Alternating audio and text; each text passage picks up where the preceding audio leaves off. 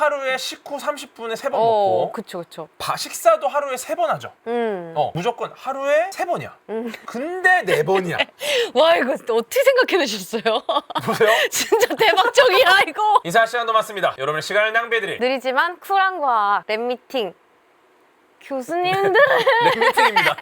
인사 시간도 맞습니다. 여러분의 시간을 낭비해드릴 느리지만 쿨한 과학 랩미팅입니다. 반갑습니다, 교수님. 반갑습니다. 교수님들. 네, 뭐 일단 뭐 다 아시겠지만 유나님 소개를 제가 좀 드리겠습니다. 네, 아유, 네. 소개도 준비해 주셨어요? 준비했어요. 일단 제가 소개 드릴게요. 본명 고유나, 고윤아입니다. 현재 18년 차 가수. 아, 맞죠? 그런 거는 하지 맙시다. 네. 그런 거는 나이 하등스럽게. 17살. 네. 네, 이 화성일 기준으로 준비해봤습니다. 네. 좋습니다. 화성일 기준으로 좋은데? 나이 17살. 근데 18년 차 가수야. 태어나기 전부터 가수였다. 아니 제가 어느 행성 기준으로 할까 고민을 많이 했어요. 네. 근데 역시 지구인이라면 나이 정도는 화성인으로 해야 되지 않겠나. 네, 우리 화성일을 우리가 세거든요.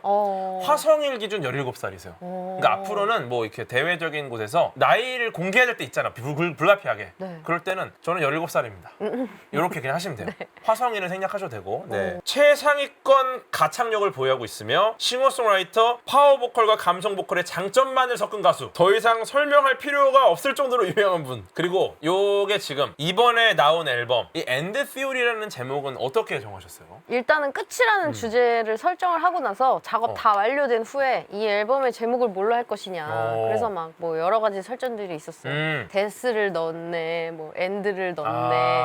아니면 좀 더 오르빗 디어리도 있었는데 오르빗은 올빗 디오리면은 네. 이거 끝났죠. 어떡하지? 막 계속 이제 좀 고민을 하다가 네.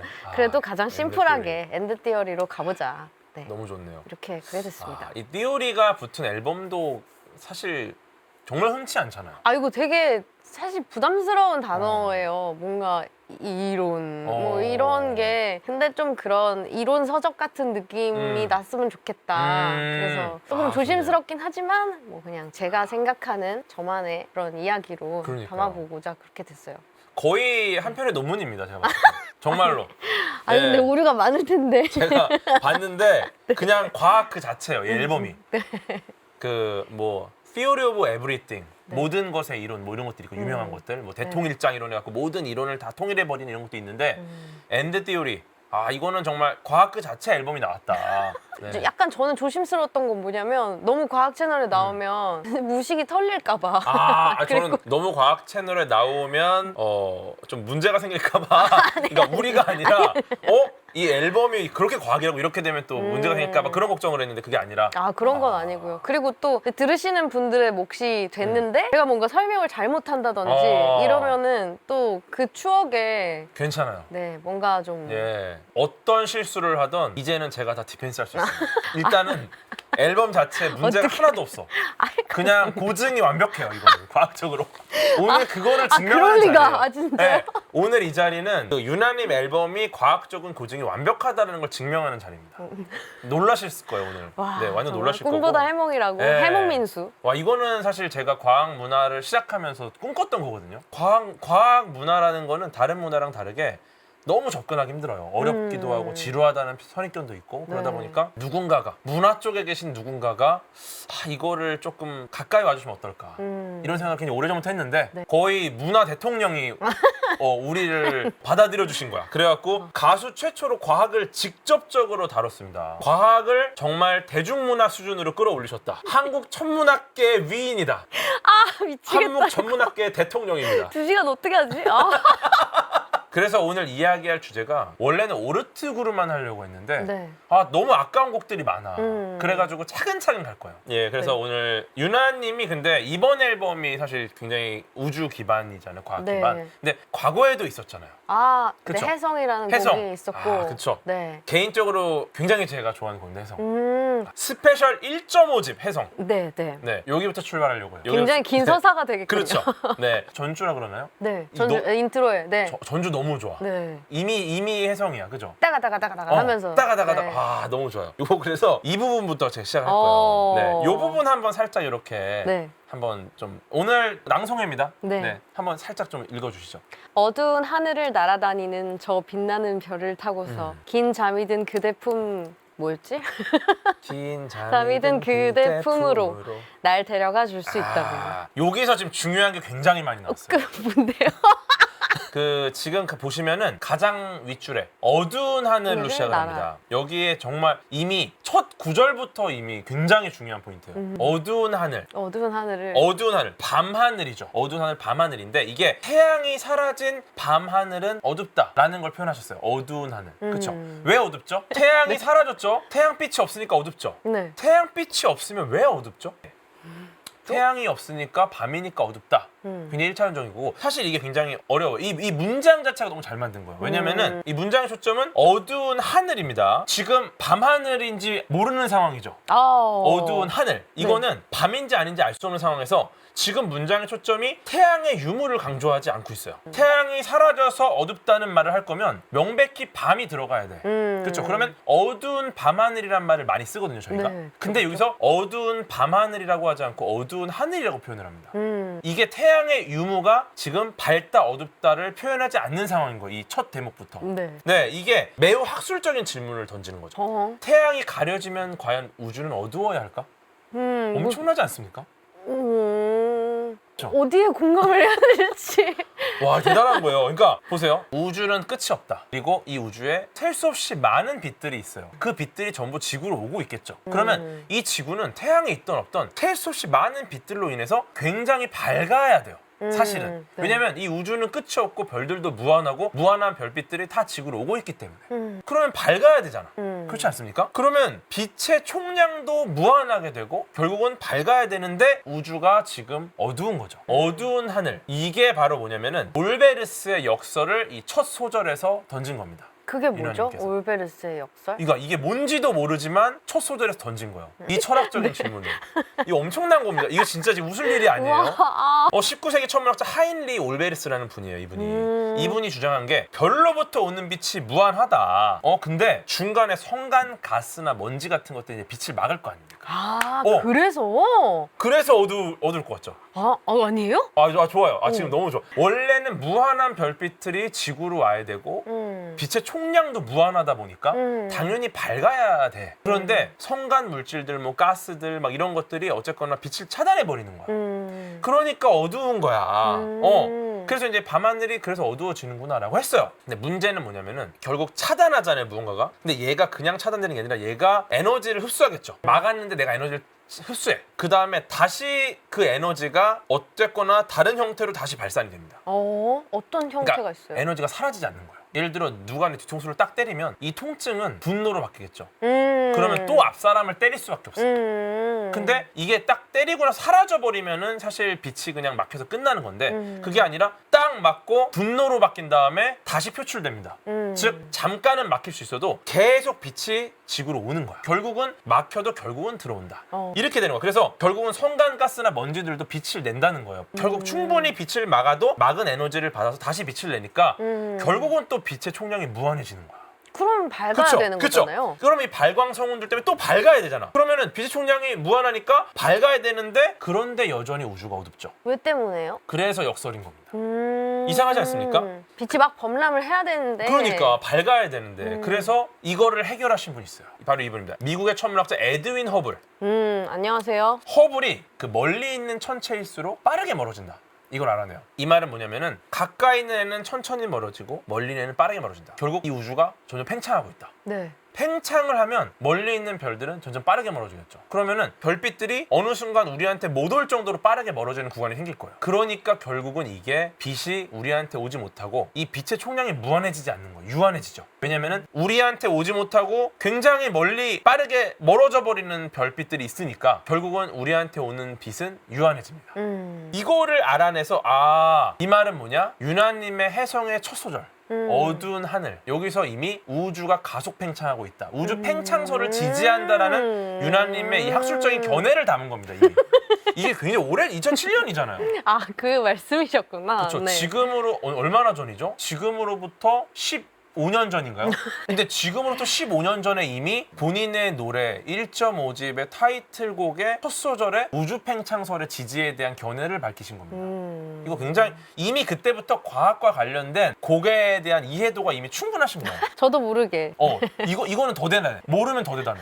알고 해도 대단한데 모르면 더 대단하죠. 요거 한번 또 한번 읽어주시죠. 밤낮 하늘을 돌고 돌아도 나 그대만 볼 수 있다면 내 달콤한 단잠까지도 다 버리고 날아올라가도 좋아. 사실 여기도 정말 할 게 정말 많거든요. 아니 뭐지? 근데 제가 뭐 멀리 뭐 수면의 과학까지 안 가고 그냥 이 단잠 쪽은 제가 걷어냈어요. 네. 근데 여기서 포인트가 뭐냐면은 이거는 지금 현재 최고의 과학 기술 중에 하나를 또 가사로 형성한 겁니다. 네. 돌고 돌아도 나 그대만 볼 수 있다. 있다. 그대라는 분이 어쨌거나 지구의 어떤 지표면에 있겠죠. 그렇죠. 지하에 들어가 있지 않으니까. 그렇죠, 그렇죠. 지표면에 있는 그대를 돌고 돌아도 계속 본다.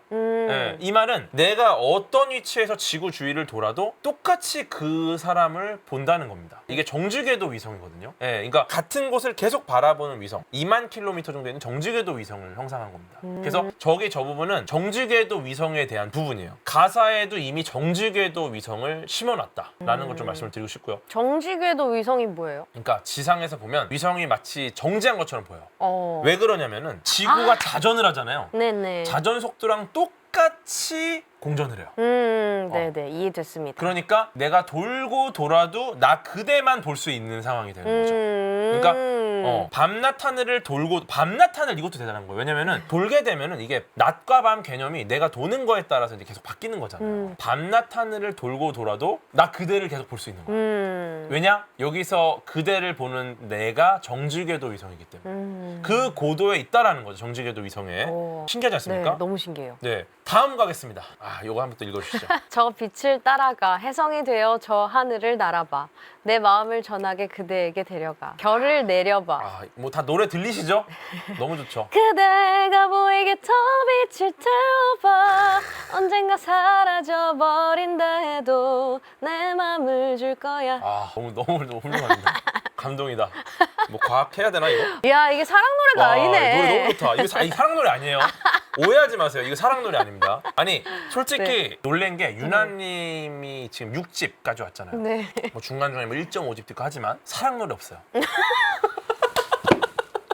다 과학 노래요. 근데 이거를 사람들이 오해를 하니까 자꾸 사랑 노래 같은 식으로 해석을 해요. 네. 제가 좀 아쉬운 게 그래서 좀 있었어요. 예전부터 아쉬운 게 있었는데 근데 어쨌거나 요거 또 이 부분 또 너무 좋은 노래 들려주셨는데 언젠가 사라져버린다 해도 요 부분이 이미 요 상황 자체가 사라지는 경우가 쉽지 않아요. 근데 지금 태우면서 사라지는 경우란 말이죠. 네. 이게 대기권에 진입하면서 타버리는 우주 물체를 뜻합니다. 근데 여기서 또 되게 재밌는 게 있어요. 사실은 대기권에 진입하면서 타버리는 애들은 혜성이 아니에요. 얘네들은 이제 별똥별. 보통 우리가 유성이라 부르는 애들입니다. 네네. 네, 그래서 근데 이것도 대단한 거야. 왜냐면은 이게 여기다가 너무 뻔하게 혜성을 심으면은 너무 예측 가능해요. 근데 여기다가 또 혜성의 확장된 개념이죠, 일종의 유성을 심은 거예요. 왜냐면은 이게 그 유성이 혜성이나 소행성에서 떨어져 나온 애들이 유성이거든요. 네. 그러니까 얘네들은 결국 혜성으로부터 나온 애들인 거야. 네, 그래서 얘네가 나왔는데 태양계를 막 떠돌다가 지구 중력에 이끌려서 지구로 들어옵니다. 그러다가 대기권에 불타서 사라져 버리는 거죠. 네, 그러니까 이거는 뭐냐면은 혜성이라는 제목을 통해서 우리가 유성까지 지식을 확장할 수 있는 기회를 준 겁니다. 네. 그런. 그렇죠. 네. 네, 저 빛을 따라가잖아요. 네, 네. 저 빛은 스스로 만들어내는 빛이 아니라 저 빛은 대기권에서 타들어가면서 만들어내는 빛입니다. 근데 지금 또 별을 내리지 않습니까? 네. 별이라는 건 또 항성이에요. 스스로 빛을 내는 별이 있고 대기권에서 타버리는 유성이 있고 그렇죠? 그 다음에 제목은 혜성이고 여기에 지금 굉장히 많은 이 과학적 지식들 혜성, 유성, 소행성, 운석 이런 것들이 다 개념들이 되게 헷갈려요. 이것들을 모두 확장해서 버무려 놓은 거죠. 우리가 단순히 제목이 혜성이다 그러면은 혜성 하나에만 매몰되지 않도록 이 곡 자체에서 안배를 한 거예요. 정말 대단하지 않습니까? 별도 보여주고. 그렇죠. 또 혹시나 타고 남은 유성이 지상까지 도달해요. 그러면은 그 형체가 끝까지 타버리지 않고 남아. 우주의 재산. 그러면은 그걸 우리가 운석이라 부릅니다. 네, 이것도 있어요. 운석이 있었군요. 운석도 있어요. 이 가사 안에 빛을 따라갔어요. 네. 유성입니다. 네. 근데 혜성이 됐어. 하늘을 날다가 내 마음을 전해 그대 데려가 별을 내려봐. 항성 개념이 들어가죠. 네. 보이게 더 빛을 태워봐. 사라져버린다 해도 유성이에요. 근데 언젠가 사라져버린다 해도 사라지지 않았죠. 유성애. 그쵸? 잔여물이. 사라져버린다 해도 네. 내 마음을 줄 거야. 뭔가를 준다? 남아있어요. 이건 운석이죠. 어. 이 문단 안에 유성, 해성, 소행성, 항성, 운석 개념까지 다 들어가 있는 거예요. 제목은 해성인데 이런 곡은 없어요. 네. 정말 우리나라에 이런 곡은 없고 와 대단하지 않습니까? 그래서 설명 안 드린 소행성까지 설명드릴게요. 아. 소행성 같은 경우가 네. 이 목성 궤도 안쪽에서 태양 주위를 공전하는 수많은 천체들입니다.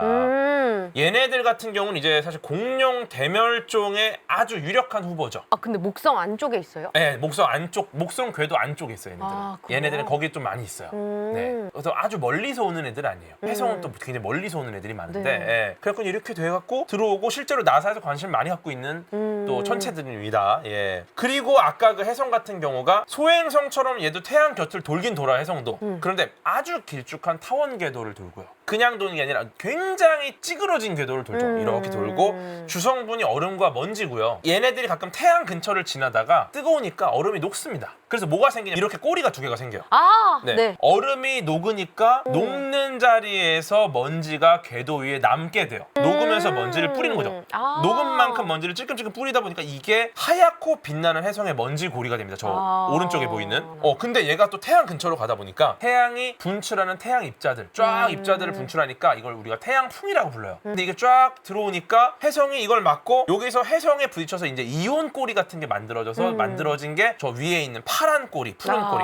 아마 저희 방송을 보시는 교수님들께서는 뭐 네. 이온 꼬리, 먼지 꼬리는 다 잘 알고 계세요. 네. 그런데 사라져 버렸죠. 아 이것도 너무 대단해. 제가 이거 진짜 대단한 거예요. 제가 지금 해성은 사라지는 게 아닙니다. 그죠? 그렇죠. 도는 유성이 거죠. 타버리는 거잖아요. 네네. 해성, 유성, 운성, 항성, 소행성 다 나왔지만 근데 해성이 사라졌어. 분명히 해성은 대기권에서 타버리지 않는데 해성이 사라지는 경우를 우리가 유추해 볼 수 있겠죠. 왜 사라지는 그렇죠. 걸까요? 여러 가지 해석이 가능합니다. 예를 들어서 완전히 지구에서 관측하지 못하는 궤도로 가서 시야에서 사라져 버리는 경우가 있겠죠. 그렇죠. 첫째는 멀리 갔어. 시야에서 사라져 버린다. 네. 근데 존재 자체가 사라져 버리는 경우. 가 있어요? 이 궤도를 경우가 돌다가? 있죠. 네. 오? 이거가 어떤 의미인지가 다음 가사랑 연결이 돼요. 아하. 그러니까 이게 천재인 거예요. 유나님의 이 곡들이.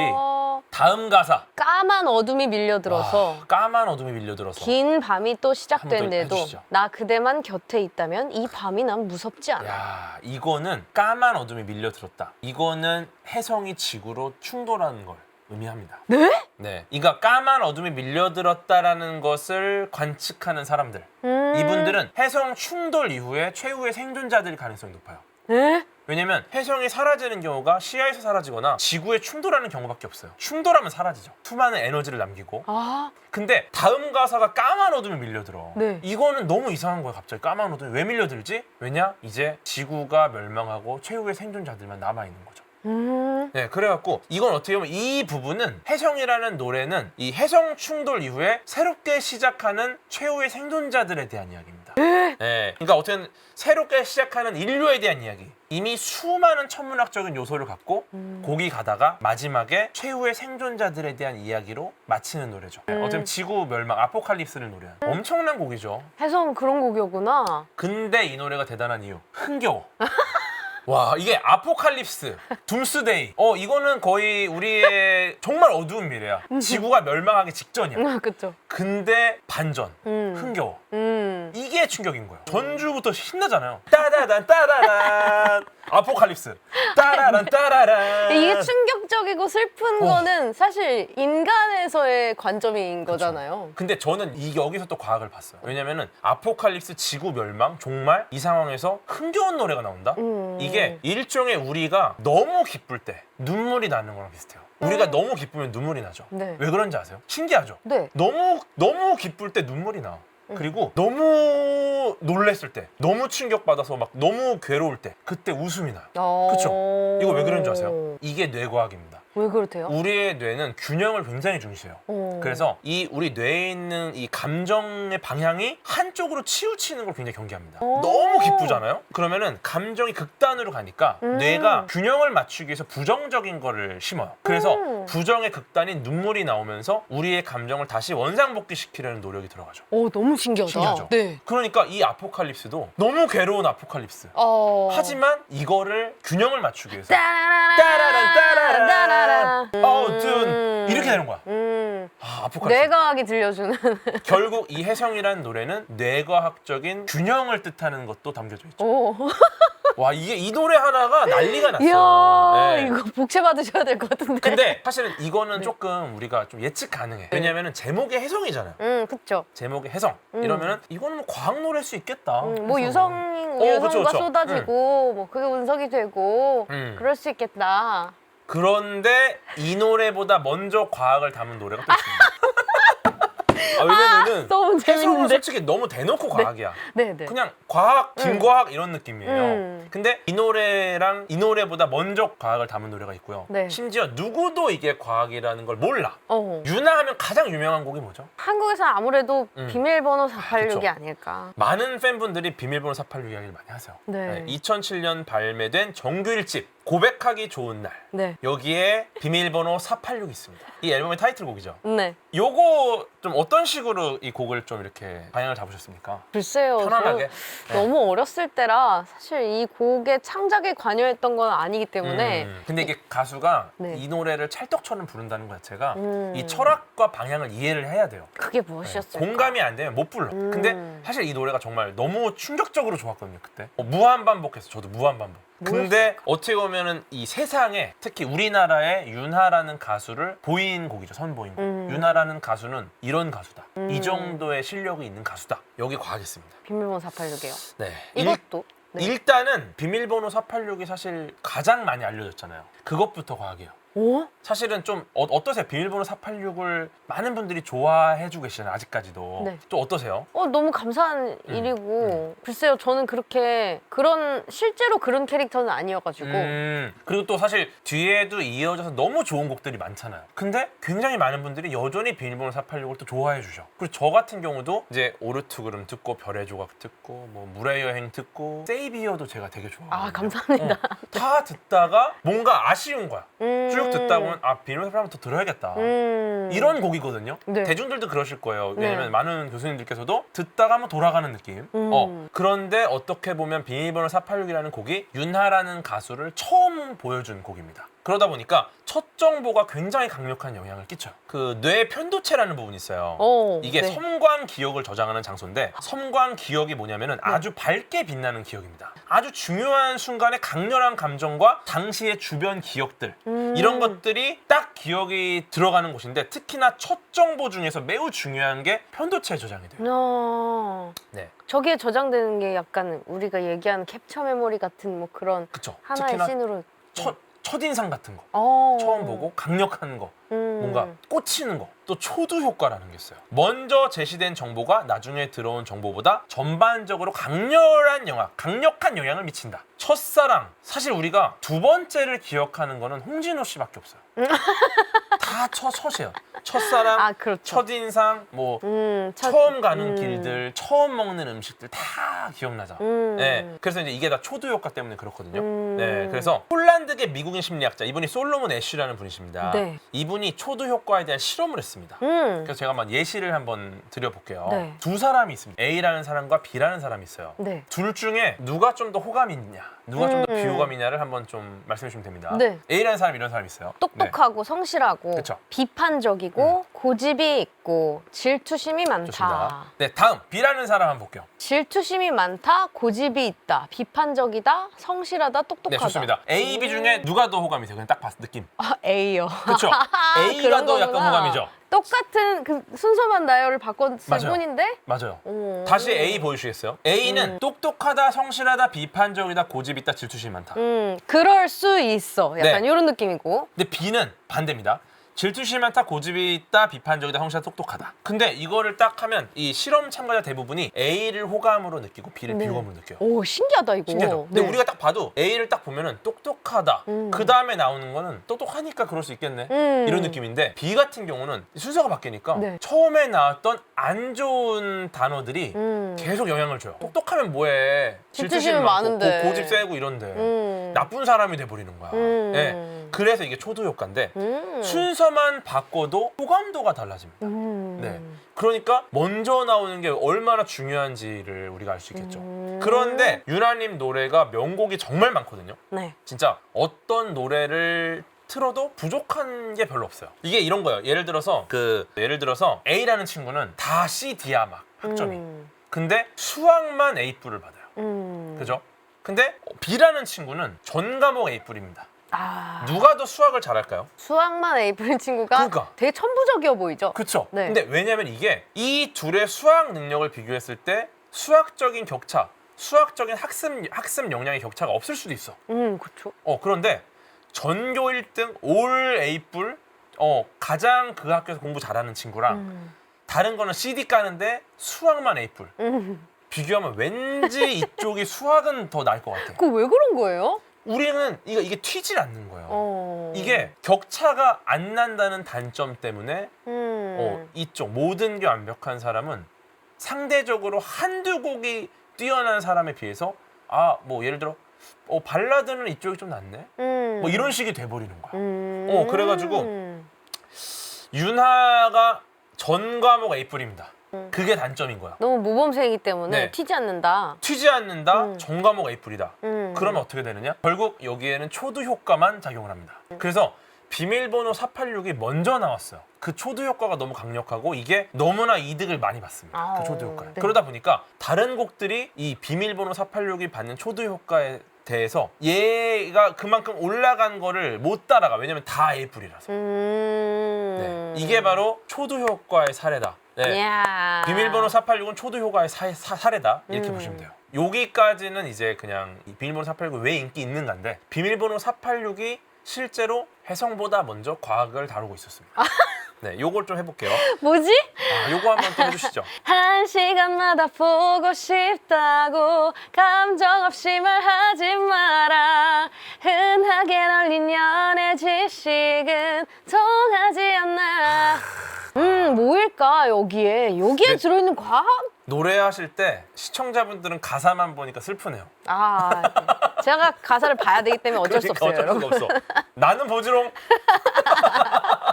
이게 일종의 선언이죠. 뒷부분만 해주셨어요. 이렇게 하지 말고 흔하게 널린 연애 지식은 통하지 않나. 와, 이 선언이죠. 통하지 않아. 지식이 통하지 않는다라는 표현을 썼어요. 이 가요에서 여기서부터 기존의 지식은 통하지 않는다는 패러다임의 전환에 대한 이야기를 꺼냅니다. 지식은 통하지 않아. 지식이 통하지 않는다라는 문장을 이게 대중가요에서 사실 쓸 수 없는 문장이거든요. 이제는 기존의 지식은 통하지 않아. 내가 보여줄게. 패러다임 시프트를 보여주겠다. 이제는 달라진다. 네, 요렇게 선언을 하고 들어갑니다, 노래가. 예. 다음 주시죠. 100번을 넘게 사랑한다고 감동 없이 말하지 마라. 잘 잡혀가던 분위기마저 깨버리잖아. 여자는 생각보다 단순하진 않나. 행복하게 행복하게 만드는 방법도 조금씩은 달라. 네. 이 부분이 굉장히 또 좋은 곡에서 되게 좋은 포인트거든요. 여기 지금 굉장히 중요한 게 다 나왔어요. 너무 대단한 겁니다, 이게. 보세요. 100번을 넘게 사랑한다고. 감동 없이 말하지 마라. 근데 사실 굳이 100번이라는 표현을 안 써도 돼요. 예를 들어 뭐 여러 번 사랑한다고, 셀 수 없이 많이 사랑한다고, 뭐 아주 많이 사랑한다고. 근데 100번이 그쵸? 왜죠? 100번을 말함으로써 수와 관련이 많은 곡이다라는 거를 일단 말을 합니다. 수를 가사에 직접 표현했다는, 수를 직접 표기했습니다. 이건 굉장히 큰 의미가 있어요. 수를 가사에 넣었다. 그리고 뒤에 행복하게 만드는 방법도 조금씩은 달라. 이게 접근 방법 자체가 조금씩 다르다라는 걸 보여줘. 이게 이제 과학적 다원주의를 뜻합니다. 과학적 다원주의. 이게 뭐냐면은 모든 현상은 관점에 따라서 전혀 다르게 접근할 수 있다는 거예요. 네. 우리는 어떤 것도 진리로 받아들일 수가 없어요. 과학적인 대부분의 것들이. 우리는 관점에 따라서 여러 가지 상황들을 그 순간에 맞게 진리로서 합의를 합니다. 과학의 완벽한 진리라는 게 굉장히 어렵거든요. 네. 그래서 행복을 향해 가는 방법도 심지어 과학적이다. 와, 이것도 너무 좋은 거예요. 행복하게 만드는 방법, 행복하게 만드는 방법이 조금씩 다르다라는 것은 그 방법 자체가 조금씩 다르다라는 걸 통해서 이 방법이 과학적 다원주의라는 걸 알 수 있고요. 근데 그 방법을 어디다 쓰느냐? 행복하게 만드는 데 써. 그렇죠? 네. 그럼 과학적 다원주의가 행복하게 만드는 데 쓰인다. 즉 행복은 과학이다. 라는 메시지를 던지는 거죠. 아니 이건 진짜 네. 모르겠다. 이거는 진짜 들어보려고 했는데 이건 좀 이상하다. 근데 뭐 결론이 좋으니까. 결론이 좋죠. 근데 과학은 예. 행복이 맞죠. 음. 네, 행복은 과학이고. 그렇죠. 죄송합니다. 맞아. 예, 오늘 네. 제 방송이 뭐 전 지금 행복해요. 네. 과학과 함께해서. 뮤지션의 관점과 다를 수 있어요. 공감대가. 그렇죠, 예, 그렇죠. 괜찮아요. 저는 맞아 내가. 그럼 됐어. 내가 행복하면 되는 맞아, 거지. 맞아. 조금씩 다르니까. 조금 다르니까. 네. 좋습니다. 그다음 가장 좋은 부분 가겠습니다. 네. 하루에 4번 사랑을 말하고 8번 웃고 6번의 키스를 해줘. 날 열어주는 단 하나뿐인 비밀번호야. 누구도 알 수 없게 너만이 나를 가질 수 있도록 You are my secret boy. 보이. 와, 중요한 거 다 나왔어 또. 아니 근데 저 처음에 가사를 받았을 때 네네네. 사랑의 획수니까 486을 쓰신 거는 정말 참신하고 좋다. 근데 맞아요. 왜 4번 사랑을 말하고 8번 웃고 6번의 키스를 해달라고 하는 그 부분을 왜 이렇게 정하셨을까? 그런 질문을 많이 받아요. 왜 그렇게 답을 4번 어떻게 웃어야 하세요? 되고 답을 어떻게 그러게요 그냥 이러고 지나갔는데 그러니까 저를 좀 일찍 만났어야 돼. 그거에 답이 있어요? 답이 있죠. 뭐예요? 이게 지금 많은 분들이 오해하시는 게 네. 486이 네. 사랑의 횟수라고 생각하세요. 네네. 아마 심지어 작사가조차 그렇게 생각할 수 있어요. 맞아요. 네, 맞아요. 하나 둘 셋 근데 넷. 그게 아니에요? 하나 둘 셋 넷 다 일곱 여덟. 하나 둘 셋 넷 다 여. 우리 삐삐 시대. 486. 그쵸. 그러니까 심지어 작사가조차도 이거는 사랑의 횟수네? 이게 아닌 것 같은데 이럴 수 있어요. 요게 제가 오늘 비밀 밝혀드릴게요. 비밀이 여기서 밝혀진다고요? 안 될 과학에서? 요게 암호화에 대한 정의를 표현하는 부분입니다. 암호화라는 게 뭐냐면은 네. 특별한 지식이나 정보가 없이 무관한 사람들이 아무나 읽어볼 수 없도록 알고리즘을 이용해서 정보를 전달하는 과정을 암호화라고 해요. 네. 보시면은 암호화의 기본이 뭐냐? 네. 암호화의 기본은 일정하지 않은 패턴입니다. 일정하지 네. 않은 패턴. 패턴 자체가 일정하게 되면은 누구나 그 패턴을 쉽게 읽어요. 그렇죠. 그러면 누구나 해독이 되는 거야.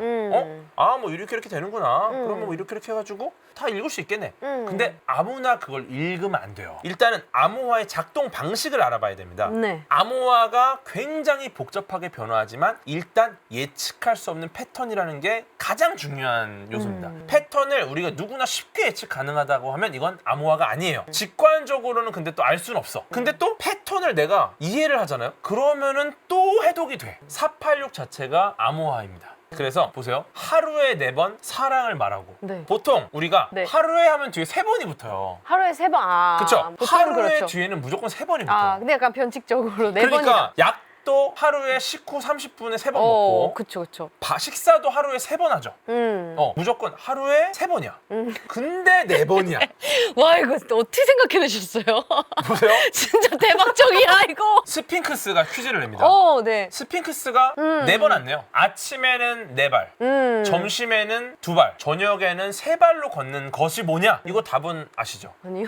답은 사람입니다. 그렇군요. 아침에는 4발로 기다가 점심 때 2발로 젊었다가 나이 들면 지팡이 주면 3발이다. 그러네요. 네. 스핑크스조차도 하루에 3가지 질문합니다. 4번이 아니라 3번이란 거야. 그렇죠. 보통 하루에 하면 3번이야. 하루에 4번 사랑을 말하고 8번을 웃는데 4번은 사랑을 말하고 웃는데 그렇죠. 나머지 4번은 그냥 웃어야 돼. 그냥 웃어야 돼. 이게 그냥 웃는 게 쉽지 않거든요. 어렵다. 어려워요. 어렵네. 심지어 키스는 6번을 해야 되는데 그러니까요. 웃으면서 할 수 와. 없으니까 또 그럼 별도고.